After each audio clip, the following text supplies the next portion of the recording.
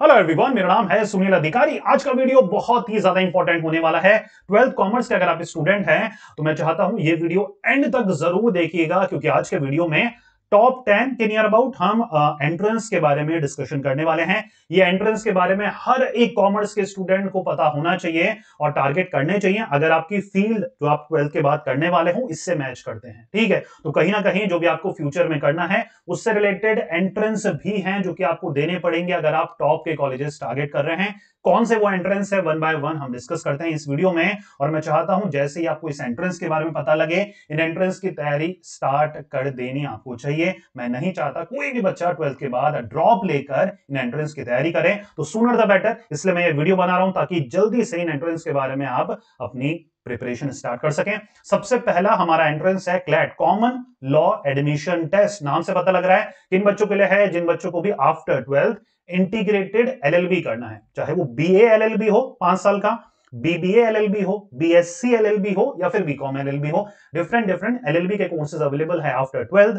तो जिन बच्चों को भी टॉप लॉ यूनिवर्सिटीज से अपना इंटीग्रेटेड एलएलबी करना है उनको कौन सा एंट्रेंस देना होता है, कॉमन लॉ एडमिशन टेस्ट। समझ में आ पा रही है? यहां पर मैंने डेट्स वगैरह मेंशन नहीं करी है क्योंकि वो डिफर करती रहती है और कंफ्यूजन होता रहता है। तो छोटा सा होमवर्क आपके लिए ये रहेगा कि अगर आपका ये इंटरेस्टेड एग्जामिनेशन है तो सिर्फ आपको क्लैट एग्जामिनेशन 2024 या 25 डालना है, आपके सामने डेट आ जाती है। ठीक है, तो थोड़ा सा हार्डवर्क, थोड़ा सा होमवर्क आप करिए। इंफॉर्मेशन कलेक्ट करना, ऑथेंटिक इंफॉर्मेशन लेके आना, वो मेरा काम है। ठीक है, चलिए। तो अगर आपको 12th के बाद लॉ करना है तो आप क्लैट एंट्रेंस देंगे। क्लैट एंट्रेंस की जरूरत ग्रेजुएशन के बाद जब आप एलएलबी करते हैं तब नहीं होती, तब आपको एलसेट एंट्रेंस देना पड़ता है। एलसेट एंट्रेंस देना पड़ता है, या फिर कॉलेज का जो स्पेसिफिक एंट्रेंस होता है वो आपको देना पड़ता है। समझ में आ पा रहा है? तो 12th के बाद इंटीग्रेटेड 5 साल का एलएलबी करना है, एनएलयू से करना है, कौन सा एंट्रेंस, क्लैट एंट्रेंस। समझ में आ चुकी है? चलिए। अब कई बच्चे फैशन टेक्नोलॉजी या फिर फैशन डिजाइनिंग में इंटरेस्ट है, तो उनके लिए निफ्ट का, national institute of fashion technology का एंट्रेंस होता है। दो कोर्सेज बहुत ही फेमस है, बीडीएस बैचलर ऑफ डिजाइन और BF tech bachelor of fashion technology. तो अगर आपको इन दोनों कोर्सेज में एडमिशन लेना है और निफ्ट में लेना है तो इनका एंट्रेंस होता है जो कि आपको देना पड़ता है आफ्टर 12th। क्लियर हो पा रहा है? इन एंट्रेंस के फॉर्म दिसंबर में ही मतलब एक साल पहले, अगर 24 में देना है तो 23 दिसंबर को ही ये निकल जाते हैं 2023 में। अगर 25 में देना है तो 2024 के दिसंबर में ये फॉर्म निकल जाते हैं। क्लियर हो पा रहे हैं? चलिए। फिर आता है एनसीएचएम सीटीजेई, पहली बार नाम सुन रहे हैं। ये होटल मैनेजमेंट में अगर आपको कैरियर बनाना है, होटल मैनेजमेंट के बहुत इंपॉर्टेंट कोर्सेज होते हैं बीएससी के, BSc hospitality and hotel management. ये आर्ट्स वाला भी कर सकता है, कॉमर्स वाला भी कर सकता है, साइंस वाला तो कर ही सकता है। तो एनसीएचएम सीटीजेई एंट्रेंस आपको देना पड़ेगा अगर आपको होटल मैनेजमेंट के कोर्सेज करने हैं और टॉप आईएचएम से करने हैं, इंस्टीट्यूट ऑफ होटल मैनेजमेंट से अगर आपको करने हैं तो आपको ये एंट्रेंस देना पड़ता है। समझ में आ चुका? लॉ के लिए क्लैट, फैशन टेक्नोलॉजी या फिर डिजाइनिंग के लिए निफ्ट का एंट्रेंस। ठीक है, एनआईटी का भी अलग से एंट्रेंस होता है, राइट बच्चा? फिर आता है जिन बच्चों को भी सीए फील्ड में अपना कैरियर बनाना है, सीए फाउंडेशन के लिए रजिस्ट्रेशन आप 10th के बाद ही करवा सकते हो, लेकिन जो पहला लेवल होता है फाउंडेशन वो आपको 12th के बाद ही देना होता है। तो उसके लिए सीए फाउंडेशन का रजिस्ट्रेशन होता है, वो आपको कराना पड़ता है, साल में 2 बार होता है, आप कभी भी करा सकते हैं। ठीक है, समझ में आ पा रहा है? ठीक है। फिर जिन बच्चों को सीए नहीं करना, कई बच्चों को सीएस करना होता है, कंपनी सेक्रेटरी, उसका फाउंडेशन लेवल होता है सी सेट एग्जामिनेशन, जिसके लिए आपको फॉर्म फिल आउट करना पड़ता है। ठीक है, तो अलग अलग रिक्वायरमेंट है। जिन बच्चों को सीए करना है वो सीए फाउंडेशन का फॉर्म भरेंगे, जिनको सीएस करना है वो सीएस फाउंडेशन का, जिसका सी सेट एंट्रेंस होता है फाउंडेशन लेवल का, उसका हमें फॉर्म फिल आउट करना है। ठीक है, समझ में आ चुका है? फिर एक और एंट्रेंस आता है सीएमए। आप यूएस सीएमए कर रहे हो या फिर इंडिया सीएमए कर रहे हो, उसका भी एंट्रेंस होता है सीएमए एंट्रेंस नाम से, उसका फॉर्म आपको फिल आउट करना है। ठीक है, तो सीए करना है तो सीए, सीएस करना है तो सीएस। सीएमए काफी ज्यादा इमर्जिंग ये ऑप्शन है, कई बच्चे सीए सीएस ना कर सीएमए यूएस से कर रहे हैं, तो ये भी आपके पास ऑप्शन है। अगर आप ऐसे बच्चे हैं जिनको ग्लोबल फाइनेंशियल सर्टिफिकेशन करने हैं और नॉलेज चाहते हैं तो आप मुझसे इंस्टाग्राम पे प्लीज रीच आउट करिए, वहां पर डीएम कर दीजिए, मैं आपको डिटेल जानकारी ग्लोबल फाइनेंशियल सर्टिफिकेशन जो होते हैं, ACCA जिसको हम ग्लोबल सीए बोलते हैं, सीएफए हो गया, यूएससीएमए हो गया, एफआरएम हो गया, आईएफआरएस हो गया, तो इनके बारे में डिटेल जानकारी के लिए इंस्टाग्राम पे डीएम करना है। ठीक है। फिर आता है हमारा एक्चुअरियल साइंस के भी एग्जामिनेशन होते हैं, ACET, ये एक्चुअरियल साइंस का फाउंडेशन लेवल एंट्रेंस है जो कि आप 12th के बाद दे सकते हैं, किसी भी स्ट्रीम के अगर आप बच्चे हैं। सेंट जेवियर का, अगर आपको सेंट जेवियर कॉलेज में एडमिशन लेना है तो उसका स्पेसिफिक एंट्रेंस होता है जो कि आपको देना है। तो सेंट जेवियर की वेबसाइट में विजिट कर ये एंट्रेंस के बारे में आपको जानकारी लेनी चाहिए। समझ में आ पा रही है? सेंट जेवियर को अगर आप टारगेट कर रहे हैं, जो भी ड्रीम कॉलेज टारगेट करेंगे ना, उसके साथ साथ 2 से 3 कॉलेजेस के और भी हमें फॉर्म भरने होते हैं, ताकि उनमें नहीं होता तो इन कॉलेजेस में हमारा हो जाए। समझ में आ पा रही है? जैसे मैंने कॉलेजेस के रिव्यूज के वीडियोस बनाता हूं मैं, अभी मैंने रिसेंट में मानव रचना का बनाया था, और भी आगे बनाने वाला हूं, ताकि ऐसे कॉलेजेस की मैं लिस्ट आपके सामने रख रहा हूं जिनको आप सेकंड ऑप्शन रख सकते हैं, जिनमें आपका कॉलेजेस में जो ड्रीम कॉलेजेस में अगर नहीं हो पाया तो आप इन सेकंड ऑप्शंस को भी कंसीडर कर सकते हैं। ठीक है? फिर नरसिंह मूंज institute of management studies Mumbai का, और भी सेंटर्स हैं इसके, उसका एनपेट एंट्रेंस होता है अंडर ग्रेजुएट प्रोग्राम्स के लिए, वो आपको देना पड़ेगा। तो जो बच्चे भी निम्स को टारगेट कर रहे हैं वो एनपेट एंट्रेंस की तैयारी करें और ये एग्जामिनेशन दे। फॉर्म निकल चुके होंगे जब आप ये वीडियो देख रहे हैं, तो प्लीज इनकी रेस्पेक्टिव वेबसाइट पे जाकर फॉर्म को फिल आउट जरूर करें। सीयूईटी के फॉर्म निकल जाते हैं, और ये वो एक सोल एंट्रेंस हो चुका है। अब अगर आपको गवर्नमेंट कॉलेजेस से अपना मास्टर्स या फिर अंडर ग्रेजुएशन कोर्सेज करने हैं तो सीयूईटी यूजी तो आपको देना ही देना पड़ेगा, स्पेशली फॉर रेगुलर कोर्सेज।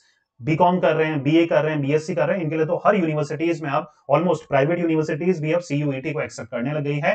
तो ये एंट्रेंस को आपको फॉर्म फिल आउट जरूर करना है, और इसको टारगेट तो करना ही करना है। और अदर एंट्रेंस को टारगेट करें, सीयूईटी के तो आपको टारगेट करें ही करें, क्योंकि इसके चलते आपको गवर्नमेंट कॉलेजेस जैसे डीयू है, बीएचयू है, जेएनयू है, ऐसे कॉलेजेस मिल सकते हैं। समझ में आ पा रही है? फिर जिन बच्चों को सिम्बोसिस टारगेट करना है उनके लिए सेट एंट्रेंस देना होता है। अगर आप ये एंट्रेंस नहीं देते, सिर्फ 12 की परसेंटेज के बेसिस पे वहां एडमिशन मांगने जाते हैं, आपका एडमिशन नहीं होता है, राइट? तो निम्स हो गया, सिम्बोसिस हो गया, क्राइस्ट हो गया, ये अपना खुद का एंट्रेंस लेते हैं जो कि आपको देना होता है। ये किसी और एंट्रेंस के बेसिस पे आपको एडमिशन नहीं देते हैं। आईपीमेट बहुत ही इंपॉर्टेंट एंट्रेंस है। अगर आपको इंटीग्रेटेड एमबीए करना है, बीबीए प्लस एमबीए 5 साल का करना है, उसके लिए आईएम इंदौर आपका ये आईपीमेट एग्जामिनेशन लेता है, प्लस और भी अदर जो हमारे आईएम्स हैं, जैसे 5 आईएम्स रिसेंट में है, इंदौर है, रोहतक है, रांची है, बोध गया है, जम्मू है, ये हमारे इंटीग्रेटेड मैनेजमेंट प्रोग्राम के लिए एंट्रेंस लेते हैं जिनकी आपको तैयारी करनी है। ठीक है? समझ में आ पा रहा है? रांची, रोहतक और इंदौर आईपी मैट लेते हैं। बोध गया, जम्मू जिप मैट लेते हैं, जिसके बारे में भी आपको अवेयरनेस होनी चाहिए अगर आप बोध गया या जम्मू को टारगेट कर रहे हैं। ठीक है बच्चा? यहां पर मैंने स्पेसिफिकली रांची, रोहतक और इंदौर के पॉइंट ऑफ व्यू से आईपी मैट का नाम लिया है। ठीक है? फिर लवली प्रोफेशनल यूनिवर्सिटी का स्पेसिफिक नेक्स्ट एंट्रेंस होता है वेरियस उनके अंडर ग्रेजुएट और मास्टर्स प्रोग्राम के लिए, तो इस पे भी आपको नजर रखनी है। फिर एक हमारा सेट एंट्रेंस होता है स्कॉलस्टिक असेसमेंट टेस्ट। ये वर्ल्ड वाइड होता है, ये वर्ल्ड वाइड होता है। तो अगर आपको यूएस यूनिवर्सिटीज में पढ़ना है, कैनेडियन यूनिवर्सिटी, ऑस्ट्रेलियन यूनिवर्सिटी में पढ़ना है, तो आपको सेट एंट्रेंस देना होता है। ये फॉरेन एडमिशन टेस्ट है। ठीक है? फिर क्राइस्ट का मैंने बताया, क्राइस्ट का नाम भी सीयूईटी है, तो कंफ्यूजन नहीं होना है। एक सीयूईटी हमारा सेंट्रल यूनिवर्सिटी वाला है, एक क्राइस्ट का हमारा सेंट्रल यूनिवर्सिटी नहीं, क्राइस्ट यूनिवर्सिटी का स्पेसिफिक एंट्रेंस है सीयूईटी। तो क्राइस्ट को अगर आप टारगेट कर रहे हो, चाहे वो दिल्ली वाला कैंपस हो, बेंगलोर वाला कैंपस हो, आपको सीयूईटी एंट्रेंस को देना होता है। फिर भारतीय विद्यापीठ, काफी फेमस ये भी यूनिवर्सिटी है, पुणे की, दिल्ली में भी इसका सेंटर है, तो बीयू मेट आपको एंट्रेंस देना पड़ता है। सबके फॉर्म निकल चुके हैं, सबकी रेस्पेक्टिव वेबसाइट में आपको जाना है और फॉर्म को फिल आउट करना है। समझ में आ पा रहा है बच्चा? आईमा यूगेट, ये इंटीग्रेटेड कोर्स अगर आपको करने हैं, या फिर बीबीए करना है, बीकॉम करना है, मैनेजमेंट, आईमा ये ऑल इंडिया मैनेजमेंट एसोसिएशन ये एंट्रेंस लेता है, यूगेट एंट्रेंस, जिसमें टॉप मैनेजमेंट इंस्टीट्यूट भी शामिल। अगर आप बीबीए करने की सोच रहे हैं तो आप आईमा यूगेट को जरूर टारगेट कर सकते हैं। तो मेरी नजर में ये 10 के नियर अबाउट एंट्रेंस थे जिनके बारे में कॉमर्स के स्टूडेंट को अवेयरनेस तो होनी चाहिए, और अपने इंटरेस्ट के स्पेसिफिक आप किस कॉलेज में, किस फील्ड में जाना चाहते हैं, उसके अकॉर्डिंग आपको एंट्रेंस को प्रिपेयर करना चाहिए, इनकी तैयारी करनी चाहिए। हर एंट्रेंस का ऑलमोस्ट स्पेसिफिक मेरा वीडियो है, तो आप उस एंट्रेंस का नाम बाय सुनील अधिकारी मेरा नाम डालकर सर्च करेंगे तो ऑलमोस्ट आपको वीडियो मिलने के चांसेस पूरे पूरे होते हैं, राइट? नहीं तो गूगल तो है ही आपकी हेल्प करने के लिए, तो आप गूगल में इन रेस्पेक्टिव एंट्रेंस की स्पेसिफिक वेबसाइट है, उनमें जाकर सारी डिटेल जानकारी आप ले सकते हैं। समझ में आ पा रही है बच्चा?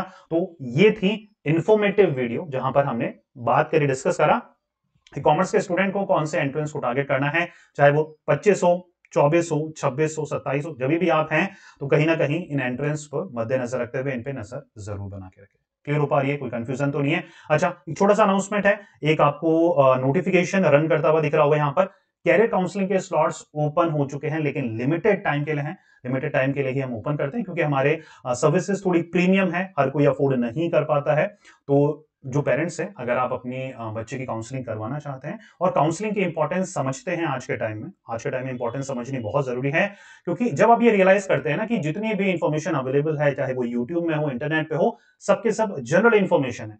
वो आपके बच्चे के नेचर के अकॉर्डिंग नहीं है, उसकी पर्सनैलिटी के अकॉर्डिंग नहीं है, उसके इंटरेस्ट, स्ट्रेंथ, वीकनेस से इंफॉर्मेशन देने वाले को कोई मतलब नहीं है। मेरा एग्जांपल लो, मैं आपके बच्चे के बारे में क्या जानता हूं? आपके बच्चे की पर्सनैलिटी, उसका एप्टीट्यूड, उसका मोटिवेशन, उसका वैल्यूज, उसकी स्ट्रेंथ, वीकनेस, क्लूलेस हूं मैं उस बारे में।